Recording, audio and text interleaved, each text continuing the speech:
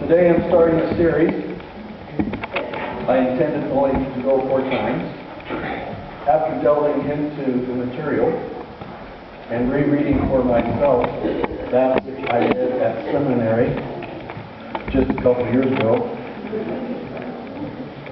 but reading a lot more information, newer information that we have today.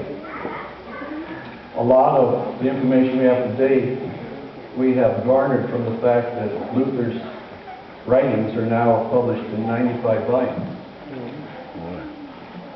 I didn't have a chance to read all 95 volumes, but makes good reading. We're going to start our study on a very important part of church history. And it goes this way. At the beginning of the Reformation, Martin of the South, a Swiss monk, came to a knowledge of the truth.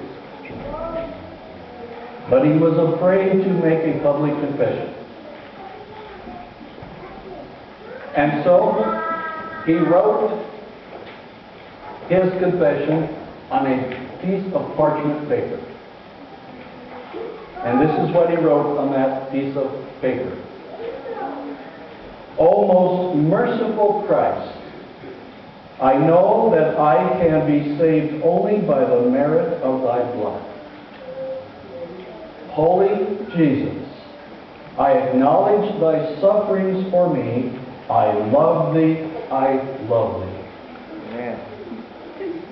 He took that piece of paper with that written on it, removed a brick from the wall of his room that he was in, and stuck the piece of paper behind the brick. It wasn't found until 100 years later.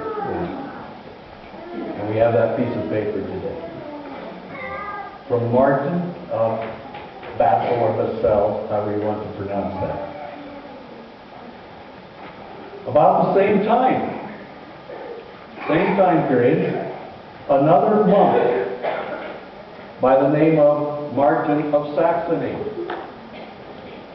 found truth as it is in Christ, and he said, my Lord has confessed me before men. I will not shrink from confessing him before kings. 2 Martins. Which one does history remember? Basil? In this day and age, we have a great tool. Now, I realize this tool can be used in the wrong way, but I love to use it in the right way, and it is a world of information. Our information world has changed today because of one thing. What's that? Internet. You can find about anything you want to find about any subject that you can imagine on the internet. Now, indeed, you have to watch for your credibility on your sources. I'll caution you of that. But there are volumes and volumes and volumes of information in history and science and health and well, the other day I downloaded a recipe from there. I mean, there's everything on there that you can find.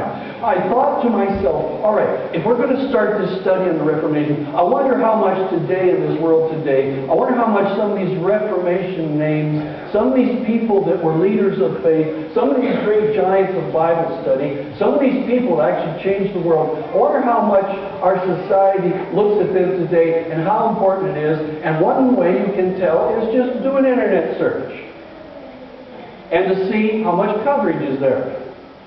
So I said, all right, we're going to start Sabbath on Reformation. I'm going to talk about Martin Luther. I wonder how much coverage Martin Luther gets on a search.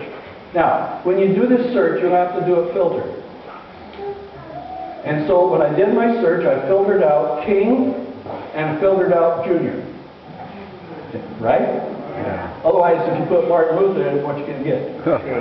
So you're going to get the double bump. Okay, so I filtered out King, I filtered out Junior, and this is what I found out.